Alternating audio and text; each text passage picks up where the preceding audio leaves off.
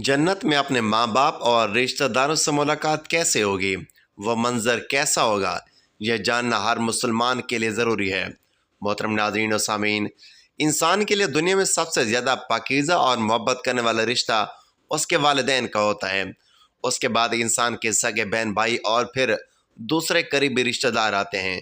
इस दुनिया में कायम ये रिश्ते किसी भी इंसान के लिए पहली तरजीह होते हैं, जबकि कुछ रिश्ते तो हमारी ज़िंदगी के लिए ऐसे लाजिम और मलजूम होते हैं कि उनके बगैर ज़िंदगी गुजारना नामुमकिन और महाल हो जाता है। नाज़रीन मोहतरम, जन्नत एक ऐसी शानदार और बेमिसाल जगह है जो अल्लाह अज़्ज़ा वजल ने ईमान वालों के लिए बनाई है, और उसने ऐसी नेमतें तैयार कर रखी हैं जो ना किसी आँख ने देखी हैं, ना किसी कान ने सुनी और ना ही किसी दिल में उनका ख्याल आया। जन्नत के बारे में जो कुछ भी बयान किया जाता है वो सिर्फ समझाने के लिए ही होता है, वरना दुनिया की आला से आला तरीन चीज़ का भी जन्नत की किसी नेमत से कोई मुकाबला नहीं है।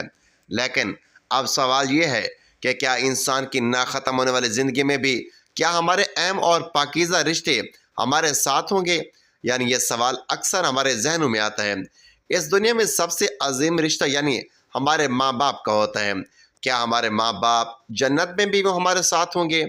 और अगर होंगे तो उनसे जन्नत में मुलाकात कैसे होगी? आइए इस सवाल का जवाब कुरान और हदीस की रोशनी में जानने की कोशिश करते हैं।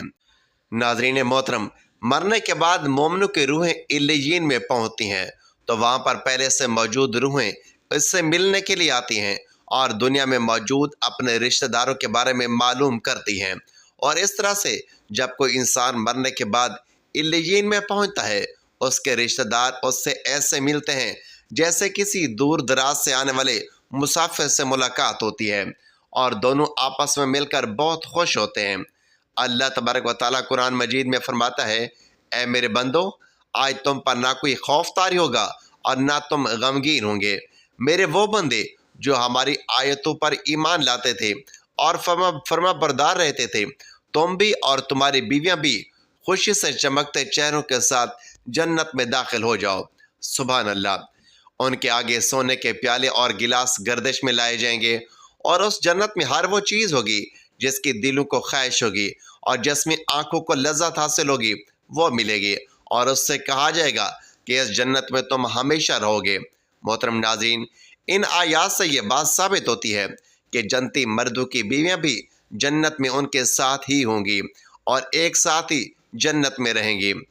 वहाँ जन्नत में उन्हें हर वो चीज़ मुहैया की जाएगी जिसकी वो ख्वाहिश करेंगे। हज़रत अबू हुरैरा रज़ियल्लाहु तआला अन्हु से रिवायत है कि रसूल करीम सल्लल्लाहु अलैहि वसल्लम ने इरशाद फरमाया कि जिस वक्त कोई मोमिन बंदा मरने के करीब होता है तो रहमत के फरिश्ते सफ़ेद रेशमी कपड़ा लेकर उसके पास आते हैं और रूह से कहते हैं, क्या है पाकीज़ा रूह, निकल जाओ, तो अल्लाह से रज़ामंद है और अल्लाह तुझसे रज़ामंद है। अल्लाह ताला की जानिब, उसके रिज़्क़ की जानिब और अपने परवरदिगार की जानिब जो कि गज़बनाक नहीं है। फिर वह रूह इस तरह मुअत्तर हालत में निकल जाती है कि जिस तरह से उम्दा खुशबूदार मुश्क, और फरिश्ते हाथ पर उसे उठाए हुए आसमान के दरवाजे पर ले जाते हैं। तो आसमान वाले फरिश्ते उससे कहते हैं कि क्या उम्दा खुशबू है जो कि ज़मीन से आई है। फिर उसको अहले ईमान के अरवाह के पास लाते हैं तो अरवाह खुश हो जाती हैं, और ये खुशी उस खुशी से भी कहीं ज़्यादा होती है जो किसी बिछड़े हुए की आमद से इंसान को मैसर आती है, जो किसी बिछड़े इंसान से मिलती है।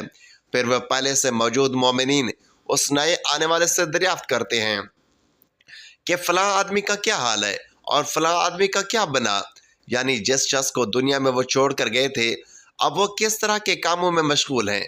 और फिर उन्हीं में से चंद अरवाह आपस में एक दूसरे से कहती हैं कि अभी ठहर जाओ, इसे छोड़ दो, क्योंकि यह दुनिया के गम में मुब्तला था। वो पूछती है कि क्या वो शख्स अभी तुम लोगों के पास नहीं पहुंचा, वो तो कब का मर चुका था। उस पर वह रूहें कहती हैं कि फिर वो तो जहन्नम में गया होगा। अस्तगफिरुल्लाह।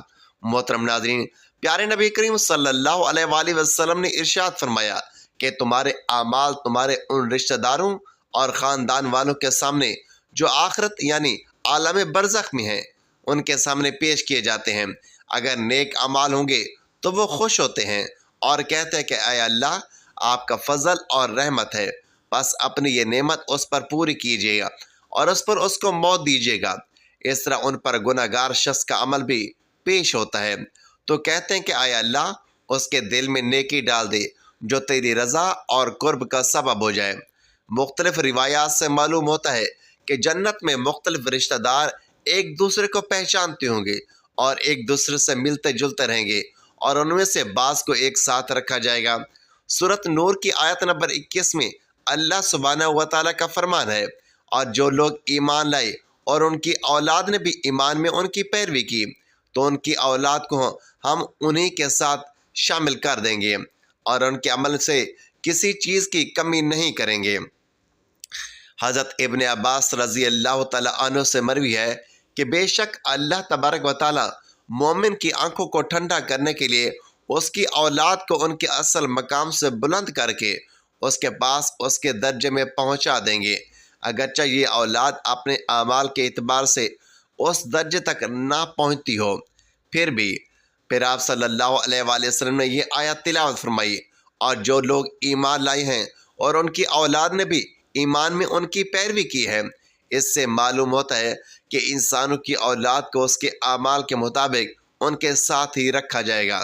جو لوگ جنت میں جائیں گے تو یقیناً یہ وہ لوگ ہوں گے جنہوں نے اس دنیا میں نیک اعمال کیے ہوں گے، جبکہ ایسے لوگ بھی ہوں گے جنہوں نے گناہ کیے ہوں گے لیکن اپنے گناہوں پر شرمندہ ہو کر اس دنیا میں بھی اللہ سے معافی مانگ لی ہوگی اور سچے دل سے توبہ استغفار کر لیا ہوگا، تو اللہ تبارک و تعالیٰ ان کو معاف فرما کر جنت میں داخل کریں گے، جہاں اللہ عز و جل ان کی ہر خواہش کو پوری فرما دیں گے۔ اور یقیناً اس کی خواہش میں سے ایک خواہش یہ بھی ہوگی کہ دنیا میں سے جو بھی گناہ سرزد ہو چکے ہوں یا کوئی گناہ والے اعمال اس نے کیے ہوں تو اس سے وہ تمام اعمال بھلا دیے جائیں گے، کیونکہ جنت امن اور سکون کی جگہ ہوگی جہاں منفی خیالات اور غضب و غصے کی کوئی گنجائش نہ ہوگی، اور ایک مومن اور جنتی کے لیے ہر طرف خوشحالی ہی خوشحالی ہوگی، جیسا کہ سورۃ البقرہ کی آیت نمبر 25 میں ارشاد باری تعالیٰ ہے، اور جو لوگ ایمان لائے اور نیک عمل کرتے رہے ان کو خوشخبری سنا دو کہ ان کے لیے جنت کے باغ ہیں، جنت کے نیچے نہریں بہہ رہی ہیں، جب انہیں ان میں سے کسی قسم کا میوہ کھانے کو دیا جائے گا تو وہ کہیں گے کہ یہ تو وہی ہے جو ہم کو پہلے بتایا گیا تھا، اور وہاں ان کے لیے پاک بیویاں ہوں گی اور وہ جنت میں ہمیشہ ہمیشہ رہیں گے۔ ناظرین محترم، ایک اور حدیث پاک میں ہے کہ رسول اللہ صلی اللہ علیہ وآلہ وسلم نے ارشاد فرمایا کہ جب اہل جنت جنت میں داخل ہوں گے اور ان میں سے کسی کو اپنے ماں باپ، بہن بھائیوں اور قریبی رشتہ داروں سے ملنے کی خواہش ہوگی تو اس کا بستر اسے اڑا کر ان کے بستر کے برابر پہنچا دے گا، یعنی ان کے رشتہ داروں کے برابر پہنچا دے گا جس کی وہ خواہش کریں گے، اور پھر دونوں تکیہ لگا کر دنیا میں گزرے ہوئے دنوں کے بارے میں باتیں کرنے لگیں گے اور ایک دوسرے سے گزرے ہوئے حالات کے بارے میں احوال معلوم کریں گے۔ ان میں سے ایک اپنے ساتھی سے کہے گا کہ اے فلاں، تمہیں یاد ہے کہ اللہ نے فلاں دن اور فلاں فلاں جگہ پر ہماری مغفرت فرمائی تھی، ہمیں بچایا تھا، اور اس طرح کہ ہم نے اللہ سے دعا کی تھی اور اللہ نے ہمیں مغفرت کا پروانہ عطا فرما دیا تھا۔ رسول کریم صلی اللہ علیہ وآلہ وسلم کے مزاج مبارک کے بارے میں متعدد احادیث مبارکہ میں بیان ہے کہ آپ صلی اللہ علیہ وآلہ وسلم انتہائی شگفتہ مزاج تھے اور نرمی محبت سے اور مسکرا کر بات کیا کرتے تھے، تاہم کئی بار آپ صلی اللہ علیہ وآلہ وسلم بے اختیار ہنس بھی دیتے تھے، مگر یہ اس وقت ہوتا جب آپ صلی اللہ علیہ وآلہ وسلم آخرت کے حالات بیان فرما رہے ہوتے تھے۔ امام عسقلانی رحمۃ اللہ علیہ فرماتے ہیں کہ آپ صلی اللہ علیہ وآلہ وسلم صرف آخرت کے امور میں ہنسا کرتے تھے، اگر کوئی معاملہ دنیا سے متعلق ہوتا تو اس پر آپ صلی اللہ علیہ وآلہ وسلم صرف تبسم فرمایا کرتے تھے۔ آپ صلی اللہ علیہ وآلہ وسلم سے ایک بار صحابہ کرام نے پوچھا کہ روز محشر جب کسی کو جہنم سے نکال کر جنت میں بھیجا جائے گا تو اس کی حالت کیا ہوگی؟ اس پر آپ صلی اللہ علیہ وآلہ وسلم نے ہنس کر واقعے کا حال بیان کیا۔ بخاری شریف اور مسند شریف میں متفقہ حدیث مبارکہ موجود ہے کہ حضرت عبداللہ بن مسعود رضی اللہ تعالیٰ عنہ سے روایت ہے کہ حضور نبی کریم صلی اللہ علیہ وآلہ وسلم نے ارشاد فرمایا کہ مجھے اچھی طرح معلوم ہے کہ سب سے آخر میں جہنم سے کون نکالا جائے گا، سب سے آخر میں کون جنت کے اندر داخل ہوگا۔ یہ آدمی اپنے جسم کو گھسیٹتا ہوا جہنم سے باہر نکلے گا، چنانچہ اللہ تعالیٰ اس سے فرمائے گا جا جنت میں داخل ہو جا۔ وہ جنت میں داخل ہوگا تو اسے گمان گزرے گا کہ شاید یہ جنت بھری ہوئی ہے، چنانچہ وہ واپس لوٹ کر عرض گزار ہوگا اے رب کریم وہ تو بھری ہوئی ہے۔ بس اللہ تعالیٰ اسے فرمائے گا جا جنت میں چلا جا، لہٰذا وہ جنت میں داخل ہوگا۔ جنت میں جا کر پھر اسے گمان گزرے گا کہ شاید یہ تو بھری ہوئی ہے، بس وہ واپس لوٹ کر پھر عرض کرے گا اے رب کریم وہ تو بھری ہوئی ہے، چنانچہ اللہ تعالیٰ اسے فرمائے گا جا اور جنت میں داخل ہو جا، کیونکہ تیرے لیے جنت میں دنیا کے برابر بلکہ اس سے 10 گنا زیادہ حصہ ہے، یا فرمایا کہ تیرے لیے 10 دنیاؤں کے برابر حصہ ہے۔ وہ عرض کرے گا اے اللہ کیا تو مجھ سے مذاق کرتا ہے یا مجھ پر ہنستا ہے، حالانکہ تو حقیقی مالک ہے۔ حضرت عبداللہ بن مسعود رضی اللہ تعالیٰ عنہ بیان کرتے ہیں کہ میں نے دیکھا کہ اس پر حضور نبی کریم صلی اللہ علیہ وآلہ وسلم ہنس پڑے، یہاں تک کہ آپ صلی اللہ علیہ وآلہ وسلم کے دندان مبارک نظر آنے لگے۔ سبحان اللہ۔ آپ صلی اللہ علیہ وآلہ وسلم فرماتے تھے کہ یہ اہل جنت کے سب سے کم درجے والے شخص کا حال ہے۔ حضرت ابو سعید خدری رضی اللہ تعالیٰ عنہ سے روایت ہے کہ رسول اللہ صلی اللہ علیہ وآلہ وسلم نے ارشاد فرمایا جو آدمی سب سے آخر میں جنت میں داخل ہوگا وہ گرتا اور گھسیٹتا ہوا دوزخ سے اس حال میں نکلے گا کہ دوزخ کی آگ اسے جلا رہی ہوگی، پھر دوزخ سے نکل جائے گا، پھر دوزخ کی طرف پلٹ کر دیکھے گا اور دوزخ سے مخاطب ہو کر کہے گا کہ بڑی بابرکت ہے وہ ذات جس نے مجھے تجھ سے نجات دی، اور اللہ تعالیٰ نے مجھے وہ نعمت عطا فرمائی کہ اولین و آخرین میں سے کسی کو بھی وہ نعمت عطا نہیں فرمائی۔ پھر اس کے لیے ایک درخت بلند کیا جائے گا، وہ آدمی کہے گا کہ اے میرے پروردگار مجھے اس درخت کے قریب کر دیجئے تاکہ میں اس کے سائے کو حاصل کر سکوں اور اس کے پھلوں سے پانی پیوں۔ اللہ تبارک و تعالیٰ فرمائیں گے کہ اے ابن آدم اگر میں تجھے یہ دے دوں تو پھر تو اس کے علاوہ اور کچھ نہیں مانگے گا؟ تو وہ شخص عرض کرنے لگے گا کہ یا اللہ نہیں ہے میرے پروردگار۔ تو اللہ تبارک و تعالیٰ اس سے اس کے علاوہ اور نہ مانگنے کا معاہدہ فرمائیں گے، اور اللہ تعالیٰ اس کا عذر قبول فرمائیں گے، کیونکہ وہ جنت کی ایسی نعمتیں دیکھ چکا ہوگا کہ جس پر اسے صبر نہ ہوگا۔ اللہ تبارک و تعالیٰ اسے اس درخت کے قریب کر دیں گے، وہ اس کے سائے میں آرام کرے گا، سکون کرے گا اور اس کے پھلوں کے پانی سے پیاس بجھائے گا۔ پھر اس کے لیے ایک اور درخت ظاہر کر دیا جائے گا جو پہلے درخت سے کہیں زیادہ خوبصورت اور زیادہ پھلدار ہوگا۔ وہ آدمی عرض کرے گا اے میرے پروردگار مجھے اس درخت کے قریب فرما دیجئے تاکہ میں اس کا سایہ حاصل کر سکوں اور اس کا پانی پی سکوں، اور اس کے علاوہ کوئی اور سوال میں نہیں کروں گا۔ اللہ تبارک و تعالیٰ اس سے فرمائیں گے اے ابن آدم تو نے مجھ سے وعدہ نہیں کیا تھا کہ تو مجھ سے کوئی اور سوال نہیں کرے گا، اور اب اگر تجھے اس درخت کے قریب پہنچا دیا جائے تو پھر تو اور سوال کرے گا؟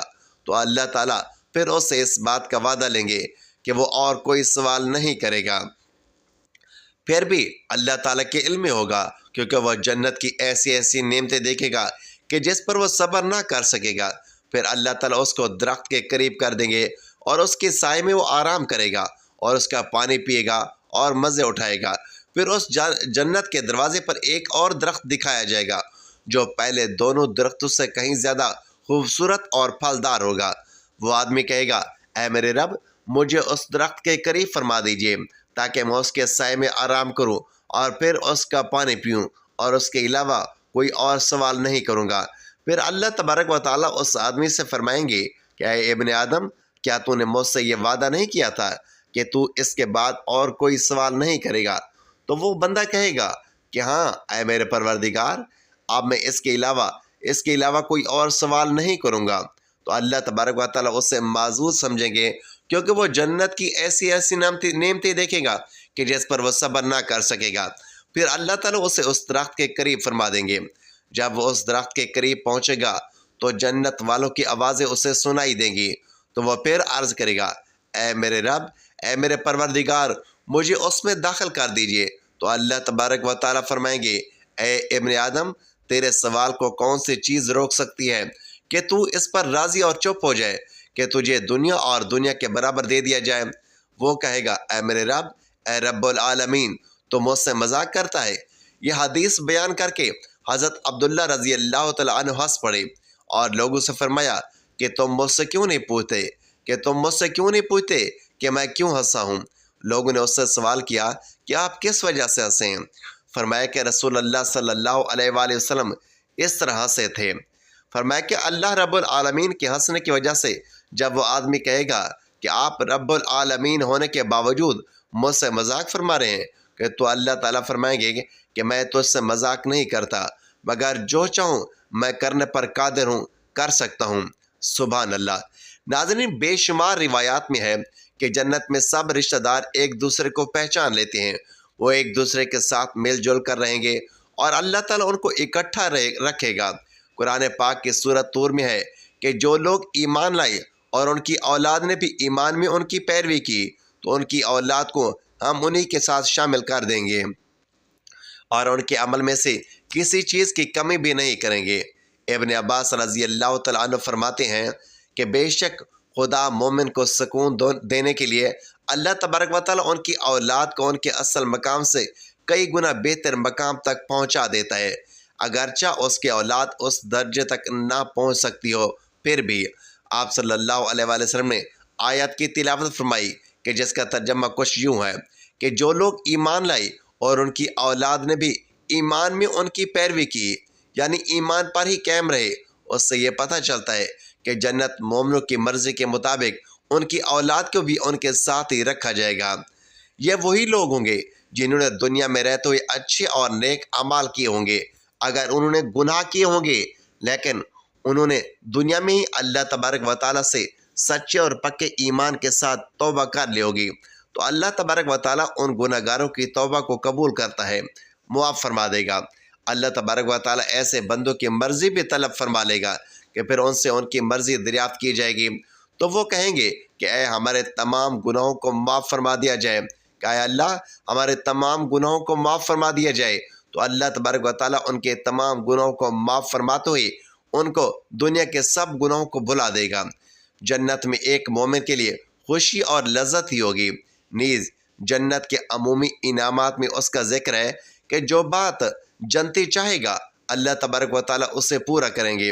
اسی طرح آپ صلی اللہ علیہ وآلہ وسلم نے فرمایا کہ انسان دنیا میں جس سے محبت رکھے گا آخرت میں بھی اس کے ساتھ ہی ہوگا، لہٰذا ایمان کی حالت میں مرنے والے رشتہ دار اور اقربا سے ملاقات کے لیے بھی جنت میں کوئی رکاوٹ نہیں ہوگی۔ قرآن پاک میں ارشاد ہوتا ہے اور جو لوگ ایمان لائے اور نیک عمل کرتے رہے ان کو خوشخبری سنا دو کہ ان کے لیے جنت کے باغ ہیں، جنت کے نیچے نہریں بہہ رہی ہیں، جب انہیں ان میں سے کسی قسم کا میوہ کھانے کو دیا جائے گا تو وہ کہیں گے کہ یا اللہ یہ تو وہی ہے جو ہم کو پہلے بتایا گیا تھا، اور انہیں ایک دوسرے کے ہم شکل میوے دیے جائیں گے اور وہاں ان کے لیے پاک بیویاں ہوں گی اور وہ بہشتوں میں ہمیشہ رہیں گے۔ نبی کریم صلی اللہ علیہ وآلہ وسلم کا فرمان عالی شان ہے کہ مومن کو جب جنت میں داخل کیا جائے گا کہ جب وہ کسی بھی رشتہ دار کو ملنے کی خواہش رکھے گا تو اس جنتی کا بستر اس جنتی کے پاس اسے اڑا کر لے جائے گا اور وہ دونوں آپس میں دنیا کی باتیں کرتے رہیں گے۔ وہ دونوں ہی جنتی رشتہ دار ایک دوسرے سے اس قدر مشغول ہو جائیں گے کہ وہ ایک دوسرے کو یہ باتیں کہیں گے کہ ہم نے اللہ تعالیٰ سے سچے دل سے توبہ کی تھی اور اللہ تبارک و تعالیٰ نے ہماری فلاں دن اور فلاں فلاں مقام پر ہماری بخشش فرمائی تھی اور مدد فرمائی تھی۔ حضرت انس رضی اللہ تعالیٰ عنہ سے روایت ہے کہ جناب رسول اللہ صلی اللہ علیہ وآلہ وسلم نے ارشاد فرمایا کہ ایک شخص دوزخ میں 1000 سال تک یا حنان یا منان کہہ کر پکارتا رہے گا۔ اللہ تبارک و تعالیٰ حضرت جبرائیل علیہ السلام سے فرمائیں گے کہ جاؤ میرے اس بندے کو میرے پاس لے کر آؤ۔ حضرت جبرائیل علیہ السلام روانہ ہوں گے اور دوزخیوں کو الٹے منہ گرتے ہوئے روتے ہوئے پائیں گے اور واپس آ کر اپنے پروردگار کو اس کی اطلاع کریں گے۔ اللہ تعالیٰ فرمائیں گے کہ تم اس کو میرے پاس لے کر آؤ، وہ فلاں جگہ میں موجود ہے۔ چنانچہ وہ اس کو لے کر اپنے پروردگار کے سامنے پیش کر دیں گے۔ اللہ تبارک و تعالیٰ پوچھیں گے کہ اے میرے بندے تم نے اپنے مقام اور آرام گاہ کو کیسا پایا؟ وہ عرض کرے گا یا رب کریم بہت برا مکان اور بہت بری آرام گاہ ہے۔ اللہ ताला फरमाएंगे कि मेरे बंदे को वापस वही दोज़ख में ले जाओ। वो अर्ज़ करेगा कि या रब्बे करीम, जब आपने मुझे दोज़ख से निकाला था तो मैं इसकी उम्मीद नहीं रखता था कि आप मुझे उसमें दोबारा वापस डालेंगे। तो अल्लाह तबारक व तआला उससे फरमाएंगे कि मेरे बंदे को छोड़ दो और जन्नत में दाखिल कर दो। सुभान अल्लाह। हज़रत अबू हुरैरा रज़ी अल्लाह तआला अन्हु से रिवायत है कि जनाब रसूलुल्लाह सल्लल्लाहु अलैहि वसल्लम ने इरशाद फरमाया कि जो लोग दोज़ख में दाखिल किए जाएंगे उनमें से दो आदमियों की चीख पुकार बहुत ही बड़ी होगी, यानी बहुत बुलंद होगी। वो ज़ोर ज़ोर से चीखेंगे, चिल्लाएंगे। अल्लाह तबारक व तआला हुक्म देंगे कि इन दोनों को बाहर निकाल कर ले आओ। जब उन दोनों को बाहर निकाला जाएगा और अल्लाह ताला उनसे पूछेंगे कि किस वजह से तुम्हारी चीख पुकार बहुत सख्त हो गई थी, वो अर्ज़ करेंगे कि हमने ये इसलिए किया था ताकि आप हम पर रहम फरमाएं। अल्लाह ताला फरमाएंगे कि तुम दोनों पर मेरी रहमत यह है कि तुम वापस चले जाओ और दोज़ख में जहाँ पर मौजूद थे वहीं पर अपने आप को गिरा दो। चुनांचे वो दोनों चल पड़ेंगे। उनमें से एक तो खुद को दोज़ख में गिरा देगा और उस पर दोज़ख को ठंडा और सलामती वाली कर दिया जाएगा, मगर दूसरा शख्स खुद को नहीं गिराएगा। अल्लाह तबारक व तआला उस शख्स से पूछेंगे कि तुम्हें किस बात ने मना किया है? तो हमने अपने आप को इस तरह से नहीं गिराया जिस तरह से तेरे साथी ने अपने आप को जहन्नम में गिराया है। वह अर्ज़ करेगा कि या रब्बुल आलमीन, मैं उम्मीद करता हूँ कि आप मुझे दोज़ख से निकालने के बाद दोबारा उसमें दाखिल नहीं करेंगे। तो अल्लाह ताला उससे फरमाएंगे कि तेरे लिए तेरी उम्मीद के मुताबिक मुआमला करते हैं। चुनांचे उन दोनों को अल्लाह तबारक व तआला की रहमत के साथ जन्नत में दाखिल कर दिया जाएगा। सुभान अल्लाह। नाज़रीन, अल्लाह ताला से दुआ है कि अल्लाह ताला हम सबको नेक काम करने की तौफीक अता फरमाए। मेरा सुनाना और आपका सुनना अपनी बारगाह इलाही में कबूल मंजूर फरमाए। आमीन या रब्बुल आलमीन। सुभान अल्लाह व बिहम्दिही, सुभान अल्लाहिल अज़ीम। नाज़रीन, उम्मीद करता हूँ कि आपको मेरी आज की वीडियो पसंद आई होगी। वीडियो पसंद आई हो तो वीडियो को लाइक करें, दोस्तों में शेयर करें, चैनल को सब्सक्राइब करें और कमेंट बॉक्स में अपने रिस्क में बरकत, वसअत और कुशादगी के लिए अल्लाह ताला के 99 नाम में से कोई एक नाम ज़रूर टाइप करें। अगली वीडियो तक के लिए इजाज़त दीजिए। अल्लाह हाफिज़।